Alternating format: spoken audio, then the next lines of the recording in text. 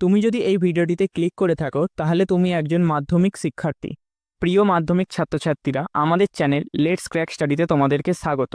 তো আজকের এই ভিডিওতে আমরা চলে এসেছি তোমাদের ইংরেজির ইম্পর্টেন্ট নোটিশ রাইটিংয়ের কিছু গুরুত্বপূর্ণ সাজেশান নিয়ে। যদি তোমরা এখন থেকেই এই নোটিশ রাইটিংগুলো প্র্যাকটিস করো তাহলে তোমাদের পরীক্ষায় আসা সমস্ত রকমের নোটিশ রাইটিংয়ের জন্য তোমরা রেডি হয়ে যাবে এবং যে কোনো রকমের নোটিশ রাইটিং দিলেই তোমরা লিখে আসতে পারবে। তাহলে চলো সরাসরি সাজেশানগুলো একবার দেখে নিচ্ছি। তো প্রথম নোটিশ রাইটিংয়ের সাজেশনটা কি বলছে দেখা যাক। Suppose you are the secretary of ABC club. যে কোনো ক্লাব হতে পারে, তোমরা নিজেদের মতো তোমাদের পাড়ার কোনো ক্লাবের নাম দেবে। Your club is going to organise a blood donation camp in your club premises. তোমাদের ক্লাবের প্রাঙ্গণে তোমার ক্লাব হচ্ছে একটা রক্তদানের শিবির করতে চলেছে।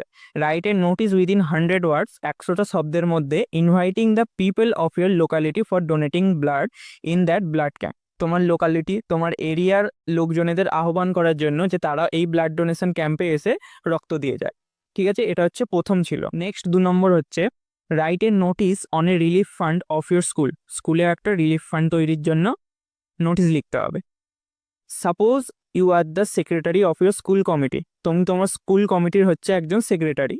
Your school is going to create fund for the flood victim of Kerala. মানে কেরালায় বন্যা এসেছিল, সেই জন্য তোমাদের স্কুল থেকে ফান্ড তোলা হচ্ছে।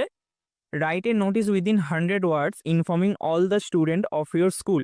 তোমাদের স্কুলের সমস্ত ছাত্রছাত্রীদের যাদের যত সামর্থ্য, সেই সামর্থ্য অনুযায়ী টাকা দেওয়ার জন্য অনুরোধ করার জন্য একটা নোটিশ লিখতে হবে।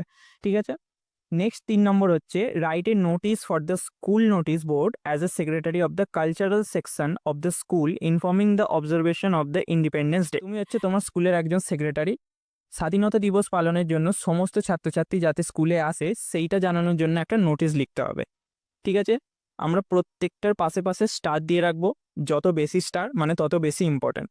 ঠিক আছে। নেক্সট 4 নম্বর হচ্ছে suppose you are the secretary of the student committee. তুমি তোমার স্কুলের ছাত্র পরিষদের একজন হচ্ছে secretary.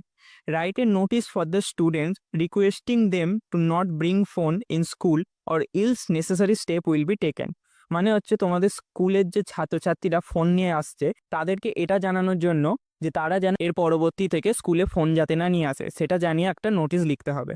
5 number raising fund for the treatment of a student suffering for any disease. মানে ধরো তুমি হচ্ছে তোমার স্কুলের একজন সেক্রেটারি। তোমার স্কুলের যে কোনো ছাত্র বা ছাত্রীর এমন রোগ আছে যেটার জন্য বা যেটা সুস্থ করার জন্য তাকে অনেক টাকার অপারেশন করতে হবে।